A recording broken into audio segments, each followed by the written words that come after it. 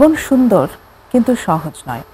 আমাদের চারপাশে এমন অনেক মানুষ আছে যাদের বিশেষ কিছু চাহিদা আছে এবং সেই বিশেষ চাহিদা নিবারণের জন্য তাদের বিশেষ সাহায্যের প্রয়োজন হয়। সুপ্রিয় দর্শক, প্রমিসেস জানতে চাই আজকের পর্বে আমরা এই বিশেষ বিষয়টি নিয়ে কথা বলবো। আজকের আলোচ্য বিষয় বিশেষ চাহিদা সম্পন্ন শিশুদের স্পিচ অ্যান্ড ল্যাঙ্গুয়েজ প্রবলেম এবং তাদের সামাজিক অবস্থা। আর এই বিষয়ে আজকে স্টুডিওতে আমরা এনেছি আলোচনা করবার জন্য একজন স্পিচ অ্যান্ড ল্যাঙ্গুয়েজ থেরাপিস্টকে।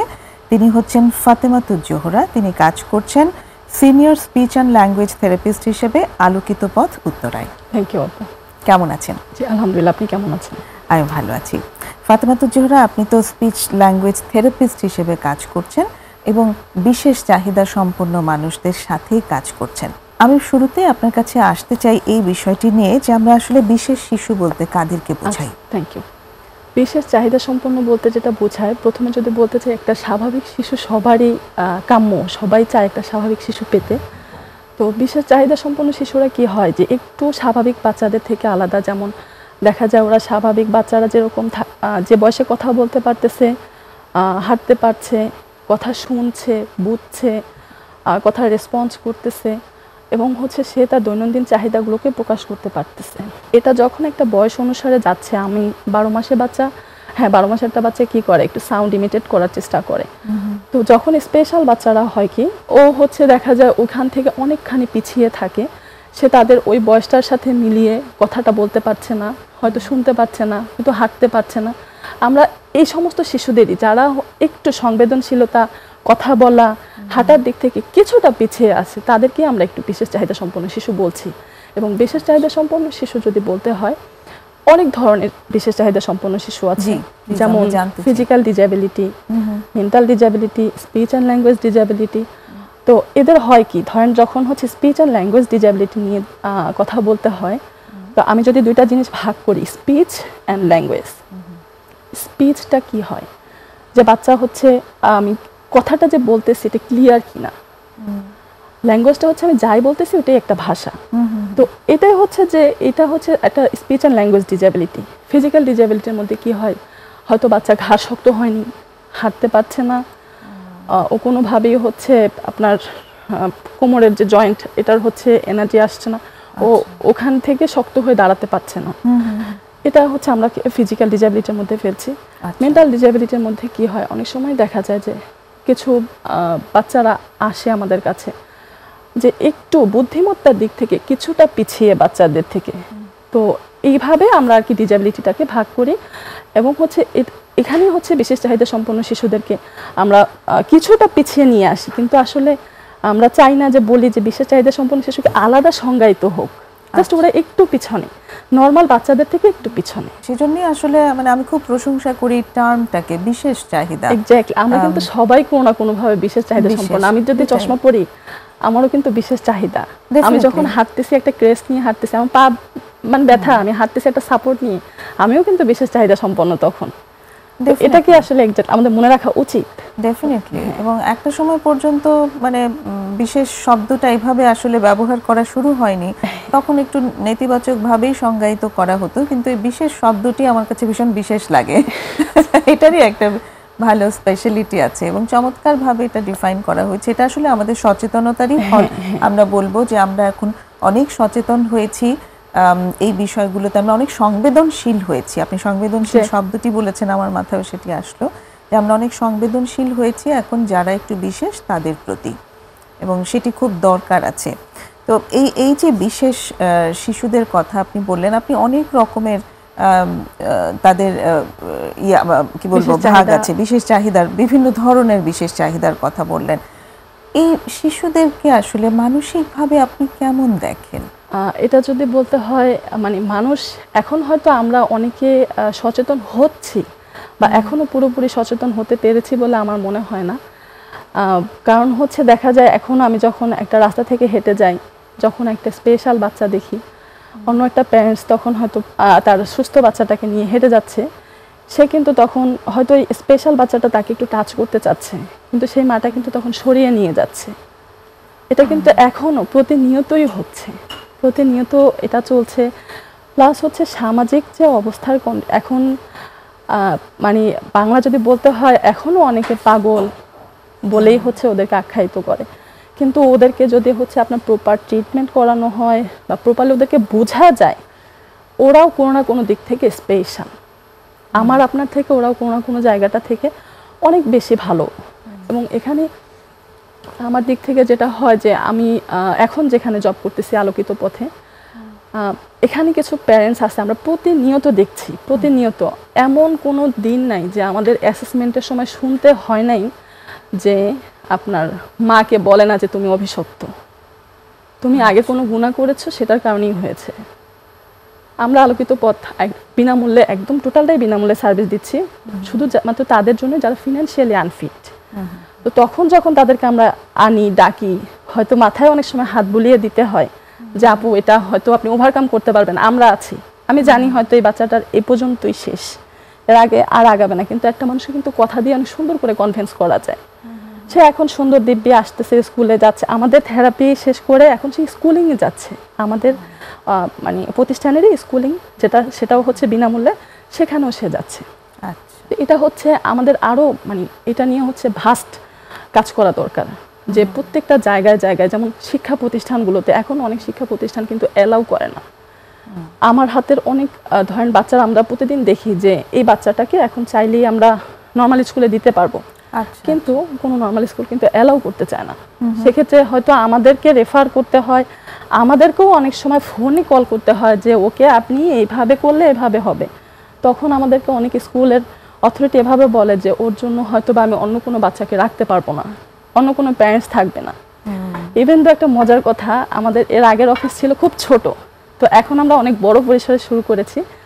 তো যখন আমাদের স্যার গভর্নিং বডিরা অফিসটা চেঞ্জ করে, আমি তো মোটামুটি অফিসে 4 বছর রানিং যাচ্ছি, তো যখন হচ্ছে বাসা একটা দেখতে যাই আমরা, তখন বলে যে হচ্ছে হ্যাঁ বাসা ভাড়া দেবো, কিন্তু যখন শুনে যে অটিজম বাচ্চাদের বা স্পেশাল বাচ্চাদের, তারা ডিরেক্ট বলে না না পাগলদের ভাড়া দেবো না। মানে এটা আসলে মানে মেনেই নেওয়া যায় না, এটা কোনোভাবে মেনে নেওয়া যায় না, মানে এটা খুব পেইনফুল।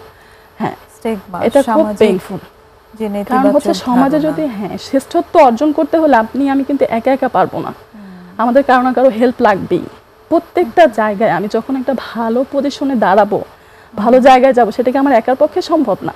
আমার পরিবারকে থাকতে হবে, আমার সমাজের আমার পিছনে অবদান অবশ্যই থাকতে হবে, নাহলে তো এটা আমরা কোনোভাবে ওভারকাম করতে পারবো না। সমাজ মানে এখনো এটা খুবই দুর্বিষহ লাগে যে যখনই এই প্যারেন্টসদেরকে দেখে, এটা একটা সত্য কাহিনী, ফোনে ইনভাইটেশন দিচ্ছে আর কি ওই প্যারেন্টসকে যে তোমার ছোট ভাইয়ের বিয়ের দাওয়াত আসবে, তবে পরে আসবে, ওরা সবাই খেয়ে চলে গেলে তারপরে আসবে। এটা তো মানে মেনে নেওয়া যায় না, এটা তো খুবই কষ্টের যে এই জায়গাটা থেকে আমাদেরকে বের হয়ে আসতে হবে। ওদের যে স্পেশাল কিছু অ্যাবিলিটি আছে ওটাকে আমাদের সামনে নিয়ে আসতে হবে, ওটাকে হচ্ছে খুলে দিলেই কিন্তু ওরা অনেক অনেক বেশি কিছু করতে পারবে। আমার এই 9 বছর এই যে মানুষগুলো যারা আসলে প্রতিনিয়ত শুনছে, তারা মানসিকভাবে কেমন আছে বলে আপনার মনে হয়? স্পেশাল বাচ্চারা এবং তাদের অভিভাবক, আপনি তো দুপক্ষের কথাই বললেন, এখন যদি সেটা হচ্ছে আপনি ওয়ার্ল্ড ওয়াইড বলেন, যেটা হচ্ছে ওয়ার্ল্ড ওয়াইড বলতে গেলে আপনি বাংলাদেশের যদি পার্সপেক্টিভে আসি, ম্যাক্সিমাম যারা ফিনান্সিয়ালি আনফিট তাদের মানসিক কন্ডিশন এখনও যে খুব বেশি ভালো তাও না। কারণ তারা হচ্ছে যেটা বললাম যে তারা কারো সামনে যেতে চায় না, এমনও হয় যে বাচ্চাদের বাসা থেকে বেরই করে না। এটা কারণ কি, তারা হচ্ছে মানসিকভাবে নিতে পারছে না। তাদেরকে ওইটাই এখন আমাদের কাজ, বোঝাতে হবে যে এটাও একটা স্পেশাল অ্যাবিলিটি, আপনার আমারও একটা স্পেশাল অ্যাবিলিটি আছে, তো এটাকে সামনে রেখে যাতে আমরা কিভাবে সামনে আগাতে পারি সেটা ওনাদেরকে আমাদের বোঝানোর দরকার। তো মানসিক অবস্থা এখনো much better then before, but এখন অনেক কাজ করতে হবে। বাচ্চাগুলাকে যেমন ধরেন অনেক সময় বাচ্চারা আছে, আপনি বসে আছেন, আপনাকে এসে একটু টাচ করতে চাবে, আপনি না জানলে তো আপনি নিতে পারবেন না। যখন আপনি ওকে টাচ করতে দিলেন না, ও কিন্তু সেই মুহূর্তে অনেক বেশি হাইপার হয়ে যাবে। হতে পারে আপনাকে কামড় দিতে পারে, হতে পারে আপনাকে একটা খামচি দিতে পারে, হতে পারে ও হচ্ছে নিচেই বসে গড়াগড়ি করতে পারে। তো এই জিনিসটাই ওদের মেন্টাল কন্ডিশন কি নর্মাল বাচ্চাদের মতোই, হয়তো বা কিছুটা পিছনে, কিন্তু আমাদেরকে ওই জায়গাটাই আপনার হচ্ছে এক্সপ্লোর করতে হবে যে কি চায়।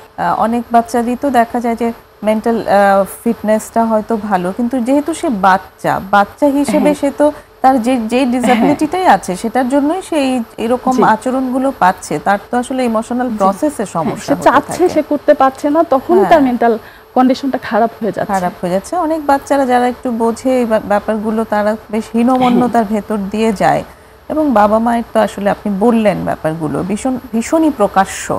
এই জায়গাগুলো নিয়ে আসলে আমাদের সমাজের আরো অনেক দূর যেতে হবে, যেটা বললেন যে much better, but still long way to go, এখনো পথ শেষ হয়নি, অনেক দূরের পথ বাকি আছে। একটা ছোট্ট বিরতির সময় হয়ে এলো, এরপর আসলে স্পিচ অ্যান্ড ল্যাঙ্গুয়েজ নিয়ে আপনি স্পেসিফিকলি কিভাবে কাজ করেন সেটা আমরা জানার চেষ্টা করব।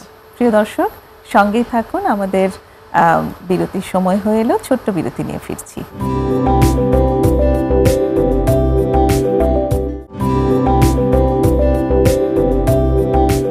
ছোট্ট বিরতি নিয়ে ফিরে এসেছি প্রমিসেস জানতে চাই।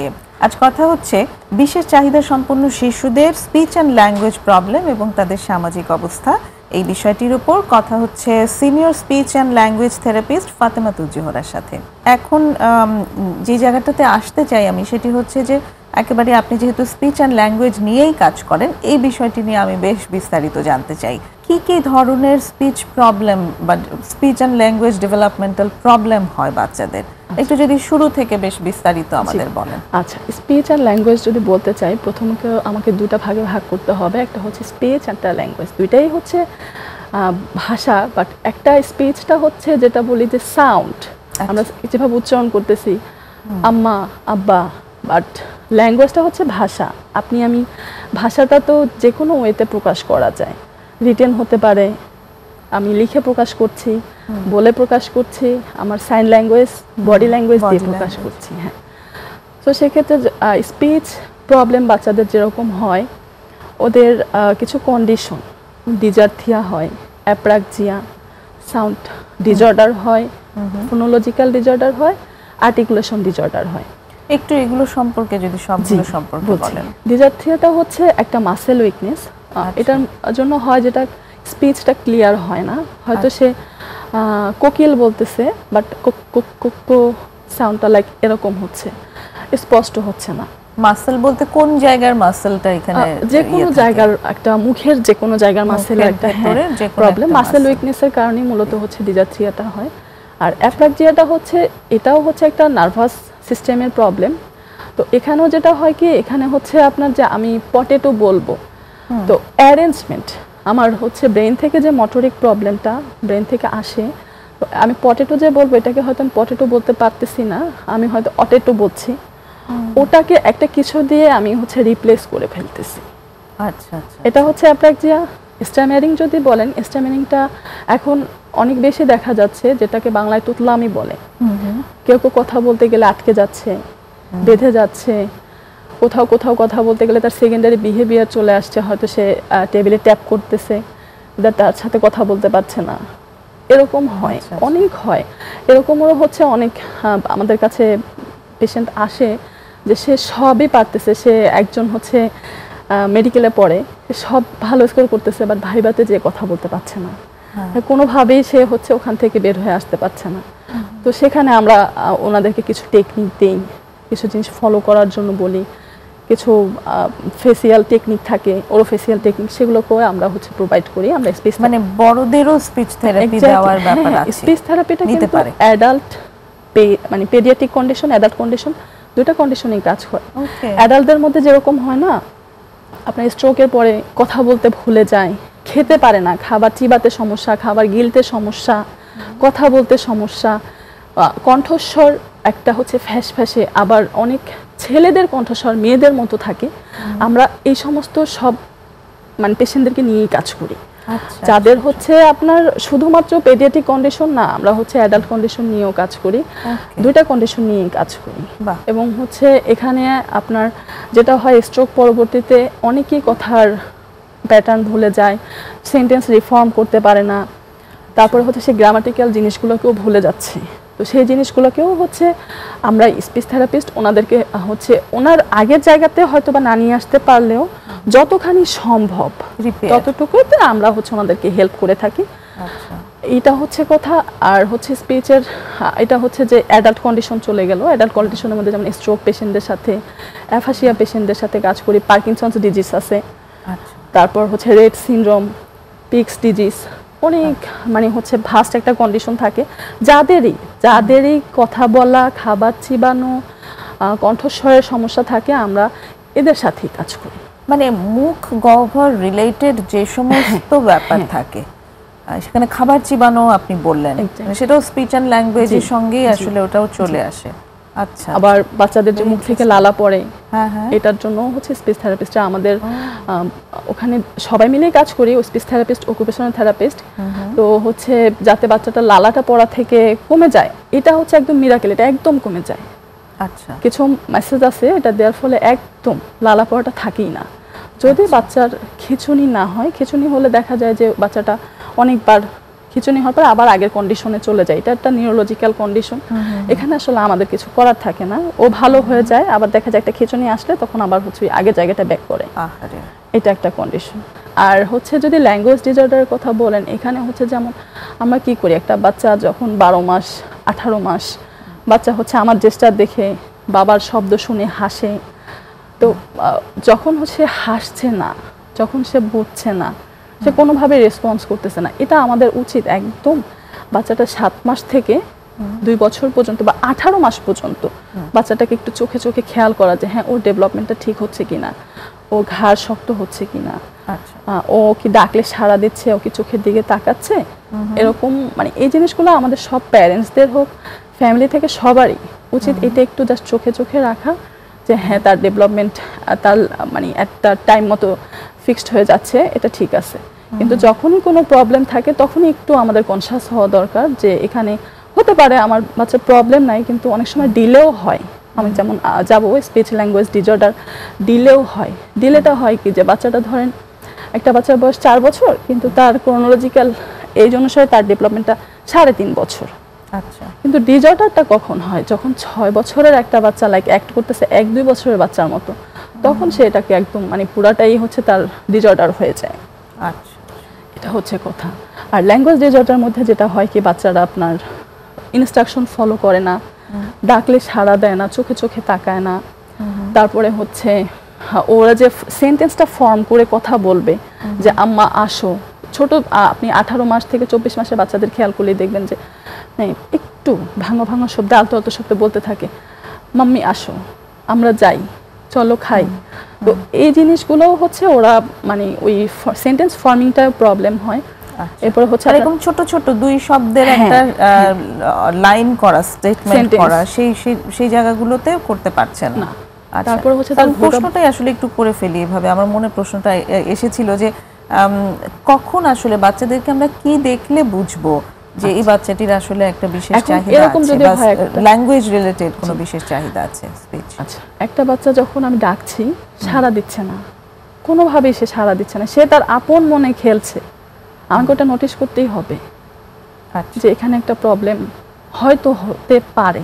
ওকে, এখন হতে পারে যে হচ্ছে সে একটা খেলা নিয়ে অনেক সময় ব্যস্ত ছিল, হয়তো সে খেয়াল করেনি, কিন্তু সেই বিষয়টা যাতে অনেক বেশি সময় ধরে না হয় যে আমি এখনও ডাকছি সাড়া দিচ্ছে না, পরেও ডাকছি সাড়া দিচ্ছে না, এরপরে ডাকছি সাড়া দিচ্ছে না, বা কারো ডাকেই সে সাড়া দিচ্ছে না, তার নাম ধরে ডাকলেও সে তাকাচ্ছে না, কোনোভাবে সে আসছে না, তখন এই বিষয়টাকে আমাদের হচ্ছে প্রথম নোটিশ করতে হবে। আপনি একটা বাচ্চা যখন ছোট, তখন একটা ঝুনঝুনির শব্দ, বাবার কণ্ঠস্বর শুনলে কিন্তু স্মাইল ফেস, তাদের হাসে, চেষ্টা করে লোকেট করার জন্য শব্দটা কোথা থেকে এসছে।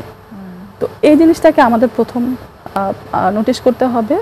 তখন এরপরে যেটা হয় যে হ্যাঁ সে কি কথা বলছে, সে একটা বাচ্চা যদি 18 মাস হয়, সে মা বাবা ডাকবে, অনেকগুলো ভোকাবুলারি থাকে। 18 মাসের একটা বাচ্চা মাশাআল্লাহ অনেকগুলো ভোকাবুলারি থাকে, সেখানে সে কিছু না কিছু বলবে, কিন্তু যখন একদমই বলছে না বা আমি দেখলেই বুঝবো যে আমার বাচ্চাটা সাড়া দিচ্ছে না, সে হতে পারে কানেও শুনতে নাও পারতেছে, এরকম হতে পারে যে হেয়ারিং ইম্পেয়ারমেন্টও হতে পারে বাচ্চার। এবার যে ওর যদি হচ্ছে কোনো প্রবলেম না থাকে তাহলে সাড়া দিচ্ছে না, তার মানে এখানে আমার একটা প্রবলেম আছে। আচ্ছা, এখানে আমাকে নোটিশ করে যেতে হবে, আমার কারোর সাথে বিষয়টা নিয়ে ডিসকাস করতে হবে, এরপরে সে হয় ডাক্তারের কাছে যায়, না হয় থেরাপিস্টের কাছে আসে, তখন আমরা একটা অ্যাসেসমেন্ট করি, তারপরে দেখি যে তার লেভেলটা আসলে কতটুকু আগানো বা কতটুকু পেছানো। অনেক সময় দেখা যায় যে হচ্ছে বাচ্চা আসছে, আমি ডাকছি, সে সবই করতেছে, সে আমাকেও ফলো করতেছে, বাট তাকে যখন আমি ইনস্ট্রাকশন দিচ্ছি সে ফলো করছে না, সে বুঝছে না, তার মানে ব্রেইনটা একদম মানে খালি। সে কিছু কিছু শব্দ, পরিচিত শব্দ জানে। একটা 6 বছরের বাচ্চা এখন স্কুলে যায়, অনেক কিছু পারে।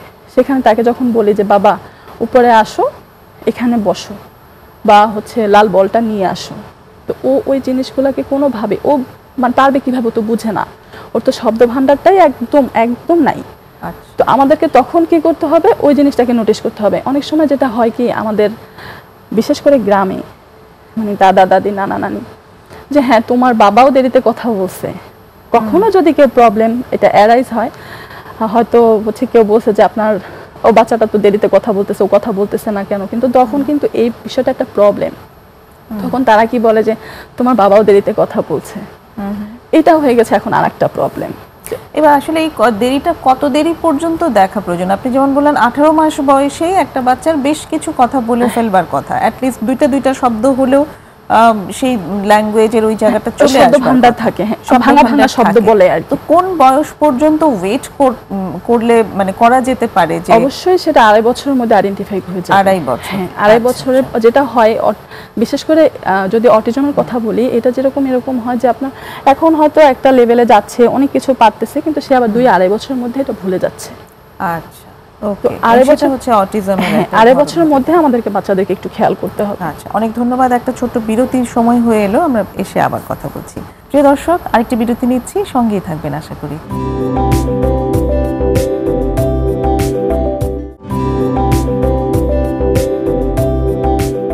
আপনারা দেখছেন প্রমিসেস জানতে চাই, বিরতি নিয়ে ফিরে এসেছি। কথা হচ্ছে speech and language therapist Fatematuz জোহরার সাথে। আজকের বিষয় বিশেষ চাহিদা সম্পন্ন শিশুদের স্পিচ অ্যান্ড ল্যাঙ্গুয়েজ প্রবলেম এবং তাদের সামাজিক অবস্থা। ফাতেমাতুজ জোহরা, যেখানে ছিলাম আমরা ওখান থেকেই স্টার্ট করি। যে আপনি বললেন যে 2.5 বছর বয়স পর্যন্ত আমরা দেখতে পারি যে বাচ্চাটি ঠিকভাবে কথা বলছে কিনা বা তার রেসপন্সগুলো আসছে কিনা, তারপরেই আসলে আমাদেরকে কনসার্ন হতে হবে। এবং তারপর আসলে আমরা কি করব যদি দেখি যে 2.5 বছর হয়েছে বা 2 বছরের বেশি হয়ে গেছে, এবার বাচ্চাটি আসলেই ওভাবে কথা বলছে না।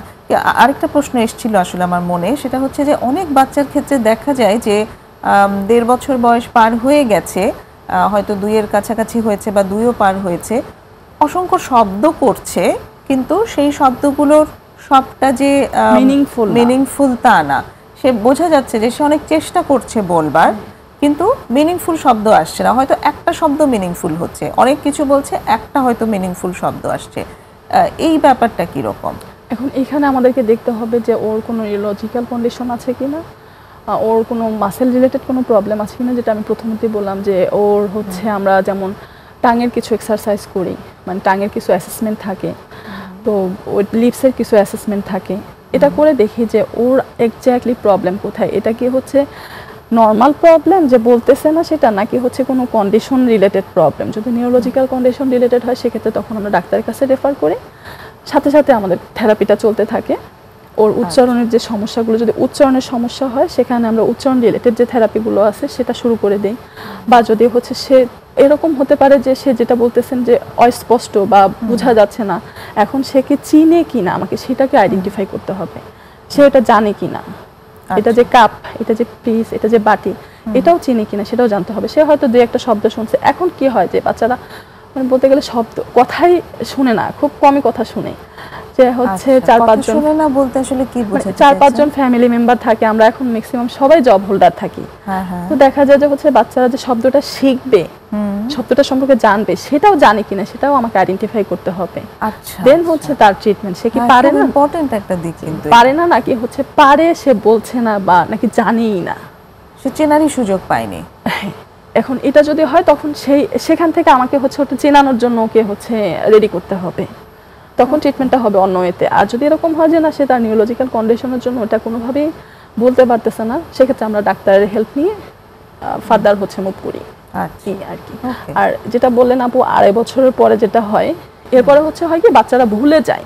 ম্যাক্সিমাম যে প্যারেন্টসদের অ্যাসেসমেন্ট করার সময় একটা কনসার্ন থাকে যে আপু 1-1.5 বছরে 18 মাস 2 বছর পর্যন্ত বাচ্চা কথা বলছে, তারপরে ভুলে গেছে।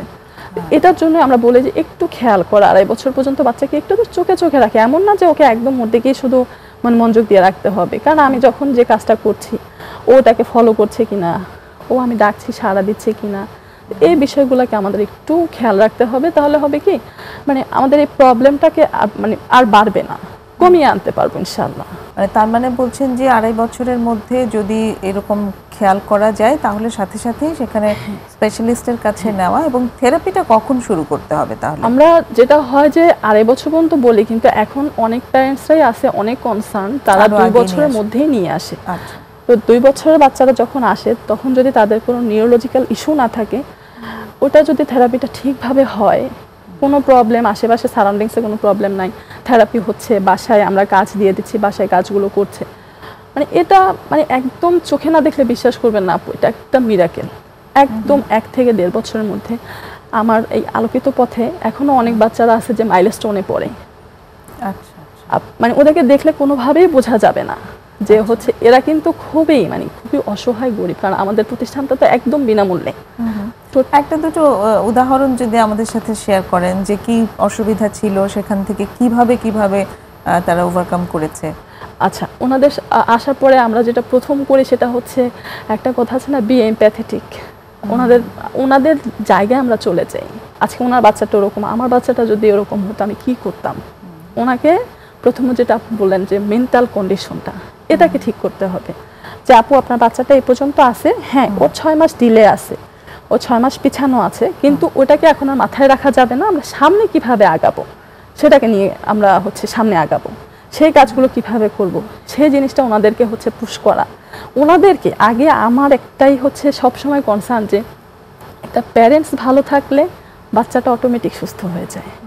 যদি না প্রবলেম না থাকে, বাচ্চার প্যারেন্টস, বাচ্চার ফ্যামিলি ওকে, বাচ্চাটা খুব দ্রুত সেরে যায়।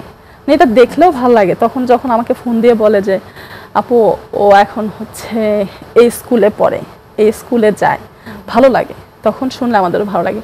আর আমাদের প্রতিষ্ঠানে যেরকম বাচ্চারা আসে একদম তো অসহায়, ওনাদেরকে ধরেন একদম হাতে ধরে বোঝাতে হয়। আচ্ছা। একদম হাতে ধরে। ইভেন তো আমাদের অনেক সময় অনেক কিছু থাকে যে ফ্ল্যাশ কার্ড টাইপের কিছু, যদি ওনাদেরকে দিয়েও দিতে হয় সেটাও আমরা দিয়ে দিই যে আমি এই কাজটা এখানে করাচ্ছি, আপনি এই কাজটাও সেম কাজটা বাসায়ও করান। তাহলে হয় কি দ্রুত কাজটা এগিয়ে যায়, মানে ইমপ্রুভমেন্টটা খুব দ্রুত চলে আসে। কি ধরনের থেরাপিউটিক টেকনিক আপনাদের ব্যবহার করা হয়? স্পিচ থেরাপিতে হচ্ছে আমরা কিছু ওরাল ফেসিয়াল মেসেজ যাদের হচ্ছে লালা পড়ে তাদের জন্য দেই, বা হচ্ছে অনেক যাদের আর্টিকুলেশন ডিজর্ডার থাকে যে জিহ্বাটা উপরে উঠাতে পারছে না, ত থ দ এই সাউন্ডগুলোতে কিন্তু আমার জিহ্বাটাকে উপরে তালুতে টাচ করতে হবে। এটাকে আমরা তাকে মডেলিং করে দেখানো, আমাদের কিছু জিনিস থাকে ওটা দিয়ে হচ্ছে জিহ্বাটা উপরে উঠানো। এরকম অনেক টেকনিক আছে যে যেগুলোতে হচ্ছে ওকে আস্তে আস্তে আস্তে আস্তে করে ম্যানিপুলেট করা। বাচ্চারা তো আসলে কথাটা কি খেলার মাধ্যমে শিখে, প্লে, আমাদের সবকিছুতেই প্লেফুল অ্যাক্টিভিটি থাকে। আমি হচ্ছে একটা বাচ্চা আমার দিকে তাকাচ্ছে না, কোনোভাবেই তাকাচ্ছে না, আমি কি করি, একটা বাবলস ব্লো করতে পারি, আমি তার সামনে একটা ঝুনঝুনি বাজাতে পারি, আমি তাকে একটা নাম ধরে ডাকতে পারি, আমি তার সাথে যে কোনো একটা প্লে করতে পারি যেটা ও পছন্দ করে। তখন দেখা যাবে সে আমার প্রতি অনেক বেশি আকর্ষণ হয়। তখন আমি যেভাবে যে কাজই করাই সে খুব দ্রুত কাজগুলোকে করে ফেলে। আচ্ছা আচ্ছা, প্লেফুল অ্যাক্টিভিটি ভেরি ইম্পর্ট্যান্ট। মানে ওইটার মাধ্যমেই আসলে বাচ্চাটিকে অ্যাট্রাক্ট করা প্রথমে, এবং তারপর সেখানে সেইভাবেই খেলার ছলে ভাষার বিকাশ। আমি স্পিচ থেরাপিস্ট, আমাকে ভাষার বিকাশ ঘটাতে হবে। এনি হাও আমি হতে পারে সেটা একটা রাইমসের মাধ্যমে করাতে পারি, আমি একটা বইয়ের ছবি দেখিয়ে করাতে পারি। আমি হচ্ছে যদি তার আর্টিকুলেশন ইস্যু না থাকে, আর্টিকুলেশন ইস্যুতে পুরোটা জিনিসই আলাদা। সোয়ালোয়িং এর জন্য যেটা বললাম যে খাবার চিবানো গিলা, এটার জন্য কিছু অ্যাপ্রোচ আলাদা ইউজ করতে হয়। কি ধরনের একটু বলা যায়? হচ্ছে হ্যাঁ, যেমন ধরেন আর্টিকুলেশনের জন্য যেটা বললাম যে আমরা হচ্ছে টাংটা নিয়ে কাজ করি। তারপর হচ্ছে আপনার সোয়ালোয়িং এর যে প্রবলেম, এটার সাথে যেমন আমরা ড্রাই সোয়ালো করাই, যদি কারো হচ্ছে লিকুইড খেতে প্রবলেম হয়, যেমন স্ট্রোকের পরে পেশেন্টদের হচ্ছে লিকুইড খেতে গেলে কাশি হয়, তখন আমরা ড্রাই সোয়ালোতে কিছু টেকনিক ইউজ করি। ওকে, এবং সেটা আসলে কাজ করে। এই সোয়ালোয়িং প্রবলেম যাদের আছে, যদি আমরা শিশুদের ক্ষেত্রে বলি, তাদের কতদিন লাগে এই প্রবলেমটা হতে সেরে ফেলতে? আপনার যদি হচ্ছে এরকম অনেক বাচ্চা আমাদের কাছে আসে যে চিবায় না খাবার, খাবার চিবায় না, তখন আমাদেরকে আইডেন্টিফাই করতে হয় ওর প্রবলেমটা কোথায়। ওকে চিবাতে পারে না নাকি ওর হচ্ছে সেন্সরি ইস্যু। একটা হয় যে সেন্সরি ইস্যুটা বলতে চিবাতে পারে না একটা বিষয়, সেন্সরি ইস্যুর মধ্যে যে ভেজা খাবারগুলো বাচ্চা যেটা পছন্দ করে না, যে টেক্সচার পছন্দ করে না, ওটাকে চিবাতে চায় না। আচ্ছা, এটাকে আইডেন্টিফাই করতে হয় আগে। যখন দেখি যে হ্যাঁ তার হচ্ছে সেন্সরি ইস্যু, তখন তার সাথে সেন্সরি ওয়েতে কাজ করি, তার মুখে কিছু ভেজা কিছু ইউজ করা, বাসায় বলে দেয়া, এবং যখন চিবাতে পারে না সেটার জন্য তার হচ্ছে আলাদা কিছু টেকনিক থাকে। যেমন ধরেন মুখের ভিতরে কিছু মেসেজ থাকে যেটা আমরা নিজেরাই করে থাকি বাচ্চাদের, এবং প্যারেন্টসদেরকে যেটা হয় কি দেখিয়ে দেই, সাথে থাকে দেখিয়ে দেয়, কিন্তু অনেক সময় বলি যে আপু যদি ভুলে যান করিয়েন না, ঠিকভাবে দেখিয়ে দেবো। অনেক সময় হয় বাচ্চা ব্যথা পেতে পারে, প্যারেন্টসও ব্যথা পেতে, অনেক সময় বাচ্চা কামড় দিয়ে ফেলতে পারে। তো সবকিছুই আসলে টেকনিক ওয়াইজ কাজ করতে হয়। তো ওটা হচ্ছে আমাদের মতো করে হচ্ছে কাজটা করে যাই। ওকে, তো একটা বাচ্চার সাথে আপনারা কতক্ষণ একটা সেশন করেন? এটাও ডিপেন্ড করে, কোনো বাচ্চা 30 মিনিট থাকে, কোনো বাচ্চা 45 মিনিট থাকে, কেউ 1 ঘন্টাও থাকে। আচ্ছা, এখন অনেক বাচ্চা আছে যে মেন্টালি আনফিট, সে হচ্ছে মানে অনেক বেশি কাজ করতে চায় না, অল্প কাজ করতে চায়, তখন আমরা তাকে প্রেশার করি না। হ্যাঁ ঠিক আছে, ওর যে কাজটা 30 মিনিটে হয়ে গেছে, ইটস ওকে, সমস্যা নেই, আস্তে আস্তে আমরা টাইমটা বাড়াই, আস্তে আস্তে। আর যে হচ্ছে দেখা যায় অনেকেই আছে 45 মিনিট এনজয় করে, অনেকে 1 ঘন্টা, অনেকে যেতেও চায় না, অনেকে বের করেও দিয়ে আসতে হয়। আমার যেটা মানে ঘুরে ফিরে বলতে গেলে, প্রতিষ্ঠানে তো এখন চাকরি করছে, ওটার কথাই বলতে হয়। এখানে কিছু বাচ্চারা আছে যে ওরা আমি না নামিয়ে দেওয়া পর্যন্ত ওরা যায় না, কোনোভাবেই ওদেরকে হচ্ছে অফিস থেকে বের করা যায় না। ওকে, আর ওদের সপ্তাহে কতদিন করে আসতে হয়? আমাদের ওখানে হচ্ছে সপ্তাহে 1 দিন করেই আসে বাচ্চারা, আর স্কুলিংয়ের জন্য তারা প্রত্যেক 5 দিনই আসে, সপ্তাহে 5 দিন। আর থেরাপিতে আমরা ফিজিও থেরাপিস্ট, অকুপেশনাল থেরাপিস্ট, আমি স্পিচ অ্যান্ড ল্যাঙ্গুয়েজ থেরাপিস্ট কাজ করছি। তো আমাদের যেমন বাচ্চাগুলো আসে 45 মিনিট সেশন নিয়ে, সময় 45 মিনিট সেশন করে চলে যায় প্রত্যেকটা ডিপার্টমেন্টে। ফিজিও এক একটা বাচ্চার জন্য 45 মিনিট করে সময় আপনাকে দিতে হয়। তো যে কয়জন বাচ্চা আসতে পারে এরকম? যে কয়জন বলতে একটা রোস্টার সিস্টেম থাকে, ভিতরে আমাদের লাঞ্চ থাকে, 8টা বাচ্চা আমরা প্রতিদিন দেখছি। একদিনে একজন 8টা বাচ্চা প্রতিদিন দেখতে পাচ্ছেন? হ্যাঁ, অবশ্যই সেটাই অনেক বেশি স্ট্রেসফুল, যেহেতু মানে কাজটা করতে অনেক এনজয় করা যায়। মানে যখন কেউ ফোন দিয়ে বলে যে আপু আমার বাচ্চাটা আজকে মা ডেকেছে, মানে এটার থেকে আসলে বড় পাওয়া কিছু আছে বলে মনে হয়। ভীষণ স্যাটিসফ্যাক্টরি। আরেকটা বিরতি নেব, বিরতির পরে সে আরো কথা হবে আপনার সাথে। প্রিয় দর্শক, আরেকটা বিরতি নিচ্ছি, সঙ্গেই থাকুন।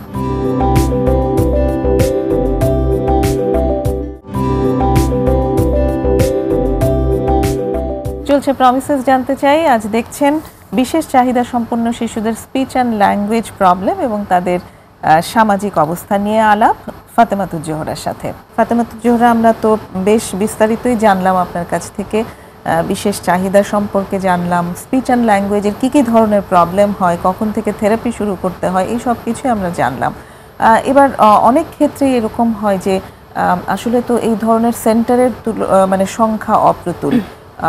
অনেক শিশুদের বাচ্চার মানে পরিবার আছে যারা অনেক দূরে হয়তো বসবাস করছেন, তাদের পক্ষে সব সময় হয়তো সেন্টার পর্যন্ত যাওয়াও সম্ভব হচ্ছে না। তাদের জন্য অ্যাকচুয়ালি আমরা কি বলতে পারি, কোনো টিপস দেওয়া যায় কি স্পিচ অ্যান্ড ল্যাঙ্গুয়েজ রিলেটেড? যদি এটাকে হচ্ছে আমি যেরকম 3টা ভাগ করা যায়, যে একটা পরিবার কি করতে পারে। অনেক সময় দেখা যায় সেই বাচ্চাটাই ওই কোনো না কোনো স্কুলে যাচ্ছে, সেখানকার টিচার কি করতে পারে, আমাদের সমাজের সবার কি করা উচিত। জি, তো প্রথমত যদি পরিবারের কাছে যাই, যখন তারা হচ্ছে একটা ফাইন্ড আউট করে আসতেছে যে হচ্ছে বাচ্চা আমার দিকে তাকাচ্ছে না, তাকে আমরা কি করতে পারি, তার সাথে খুব মানে আই টু আই কন্ট্যাক্ট করতে হবে, সামনাসামনি বসে যে কোনো একটা জিনিস নিয়েই আমরা কথা বলতেছি। মানে বিষয়টা এরকম না হোক যে আমি এখানে আছি, বাচ্চাটা ওখানে আছে, তো আমি এখান থেকে অত দূর থেকে ওর সাথে কথা বলছি। বিষয়টা যাতে এরকম না হয়, একদম ওর সাথে আই কন্ট্যাক্ট রেখে কাজ করতে হবে। হ্যাঁ, একদম সামনাসামনি বসে কাজ করাটা বাচ্চারা, কারণ যেহেতু ফ্যামিলি কাজ করবে, তো ফ্যামিলিতে দেখা যায় প্রথমতই মা উঠে আসে কাজের জন্য। বাচ্চারা যেহেতু মায়ের সাথে অনেক বেশি হচ্ছে অ্যাটাচড, তো সেক্ষেত্রে হচ্ছে মায়ের যখন সাউন্ড সে শুনবে বা কাছ থেকে আসে দেখবে, তখন সেও জিনিসটাকে এনজয় করবে। এখানে আরেকটা বিষয় হচ্ছে যে আমাদের ভয়েস, আমাদের টোন একদম চেষ্টা করতে হবে বাচ্চাদের মতো। ও হ্যাঁ, আচ্ছা ঠিক আছে, হ্যাঁ তুমি পেরেছো, খুব সুন্দর হয়েছে, অনেক বেশি রিনফোর্স করতে হবে যে কোনো কাজ। সে ভুল করেছে তাকে বুঝিয়ে দেয়া যে বাবা তোমার এটা এখান থেকে এখানে আসবে, এতটুকু করতে হবে, এটা আমরা এখানেই শেষ করব। এরপরে হচ্ছে আমাদের এই বাচ্চারা অনেক বেশি ভিজুয়াল লার্নার, আচ্ছা আচ্ছা, অনেক বেশি। আপনি হচ্ছে একটা ছবি দেখে অনেক কাজ করানো যায়, খুব দ্রুত শিখে এবং ওখান থেকে ওরা শিখেও বেশি। আমি যেটা হচ্ছে বলছি বাট আমি একটা ছবি দেখাচ্ছি, সাথে আমি বলছি প্লাস হচ্ছে ছবি দেখাচ্ছি, ওই জিনিসটাকে হচ্ছে খুব দ্রুত ক্যাপচার করে। এটার জন্য আমরা সবসময় বলি যে ভিজুয়াল কিউ ইউজ করেন। একটা বাচ্চাকে আপনি শেখাচ্ছেন এটা একটা গাড়ি, আমার হাতের কাছে গাড়ি তো সব বাচ্চার বাসায় থাকে, এটার জন্য হচ্ছে এমন না যে আমার অনেক বেশি ইনস্ট্রুমেন্ট দরকার, কোনো দরকার নেই। আপনি হচ্ছে বাসায় একটা গাড়ি আছে, আপনি হচ্ছে বাসায় বল আছে, এভরিথিং। প্রত্যেকটা বাচ্চার বাসায় ছোট ছোট কিছু খেলনা থাকে, তো ওখান থেকেই আমরা ওকে ভিজুয়ালি শিখাই যে আমার আজকে টার্গেট হচ্ছে আমি গাড়ি শব্দটা শিখাবো। তো আজকে থেকে আমি আগামী 1 সপ্তাহ হচ্ছে ওকে এই গাড়িটা নিয়ে আলাপ করবো, যেটা একটা গাড়ি, রাস্তা থেকে গাড়ি যাচ্ছে, ওটা লাল গাড়ি, বাবা গাড়িতে এসছে, বাবা গাড়িতে বসেছে, লাইক এরকম। অনেক সময় হয় কি প্যারেন্টসরা ভাবে যে ও তো বলছে না, ও তো করছে না, সেক্ষেত্রে ওনারা হচ্ছে ফেড আপ হয়ে যায়। মানে আমি ওনাদের কাছে এতটুকু রিকোয়েস্ট যে ফেড আপ হওয়া যাবে না, বাচ্চাদের সাথে কাজ করতে হবে, চালিয়ে যেতে হবে, করবেই। বাচ্চা যদি মনোযোগ দিয়ে শেখাটা শুরু করে বাচ্চা কথা বলবেই, যদি তার কোনো নিউরোলজিক্যাল কন্ডিশন না থাকে, সেক্ষেত্রে খুব দ্রুত বাচ্চাটা শিখে যায় কথা বলাটা।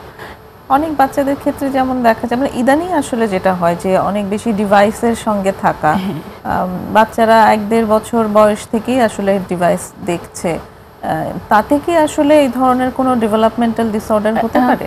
এখন যেটা দেখা যায়, এটা আসলে যদি কেউ একান্নবর্তী পরিবারেও একদম ফোন ছাড়াও থাকে, সেখানেও কিছু কিছু বাচ্চা দেখা যায় যে এরকম হতেই পারে।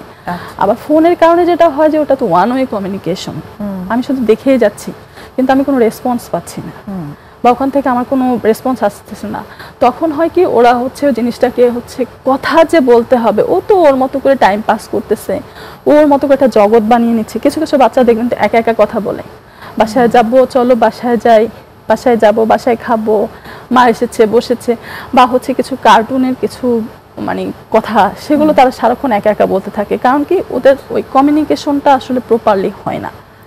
আমি আপনাকে যখন বলছি যে হ্যাঁ আপু আপনাকে অনেক সুন্দর লাগছে, আপনি আমাকে একটা থ্যাংক ইউ দিবেন, আমি কিন্তু ওখান থেকে আপনার একটা রেসপন্স পেলাম যে আমার একটার কথার প্রেক্ষিতে আর একটা কথা আসছে, বা আমি একটা কোশ্চেন করছি আনসার পাচ্ছি, আমি কিছু একটা বলছি সেখান থেকে আমি ভুল না খারাপ না সঠিক সব কিছু জানতে পারছি। তো এটাই আর কি হচ্ছে আমাদের কাজটা চালিয়ে যেতে হবে, কোনোভাবে স্টপ ধরা যাবে না। এরপরে যদি হচ্ছে অনেক বেশি প্যারেন্টসদেরকে বলবো যে অনেক বেশি ইনস্ট্রাকশন একসাথে না, বাচ্চাদেরকে ছোট ছোট ইনস্ট্রাকশন, যে হচ্ছে বইটা নিয়ে আসো। অনেক সময় হয় প্যারেন্টসরা এরকম বলে যে বাবা টেবিলের উপর থেকে লাল বইটা নিয়ে আসো, অনেক বড় একটা, যেটা এটা কখন করবো যখন বাচ্চারা আমার ইনস্ট্রাকশনটা ছোট থেকে শুরু হয়েছে শেখাটা। তো প্রথম যখন আমি তো বলতেছি যে প্রথম যখন কাজ করছে, প্রথম কাজটা কি আমার হচ্ছে যত ইনস্ট্রাকশন হোক একদম ইজি, একদম ইজি, চলো আমরা গোসল করি। আর যেসব বাচ্চাদের একটু ডিলে বা ডিজঅর্ডার থাকে, ওদের ক্ষেত্রে যেটা হয় কখনোই ওদেরকে মানে অর্ডার করা যাবে না যে চলো এটা করো, তুমি এটা করো, তুমি এটা শেষ করো, তুমি এটা খাও না। আমরা একসাথে বলি যে চলো আমরা এটা করি একসাথে, চলো আমরা এই কাজটা একসাথে শেষ করি, চলো এখন আমরা ঘুমাবো। মানে ওরা তখন বিষয়টাকে হচ্ছে নিতে পারে যে না ঠিক আছে আমার সাথে একজন হেল্প করার জন্য কেউ আছে, কমান্ড দিলে যে আমার সাথে আর কেউ নেই, আমাকে একলা করতে হবে। এটা কিন্তু হয়, কিন্তু প্যারেন্টস আসলে বুঝতে পারে না, যে মনে হয় যে না ওরা তো এটা বুঝে না, তো ওরা আসলে বুঝে। আপনি দুইটা ওয়েতেই কাজ করে দেখবেন, একটা ওকে অর্ডার করবেন, একটা ওকে হেল্প করার টেন্ডেন্সি দিয়ে কাজ করবেন। অবশ্যই হেল্প করার টেন্ডেন্সি যেটা, ওইটাকে খুব দ্রুত নিয়ে নিবে, ওটাতে ওর রেসপন্স ভালো পাওয়া যাবে। অনেক ধন্যবাদ ফাতেমাতুজ জোহরা, চমৎকার আলোচনা হলো। আশা করি আমাদের দর্শকরা অনেক ইনফরমেশন জেনেছেন স্পিচ ল্যাঙ্গুয়েজ প্রবলেম এবং সেটা নিয়ে কি করতে হবে। আজকে অনুষ্ঠান একদম শেষ পর্যায়ে চলে এসেছি আমরা। সুপ্রিয় দর্শক, আমাদের অনুষ্ঠানের একদম শেষে চলে এসেছি। আশা করি এই অনুষ্ঠানটি আপনাদের ভালো লেগেছে এবং আগামী অনুষ্ঠানেও আমাদের সাথে থাকবেন আশা করছি। খোদা হাফেজ।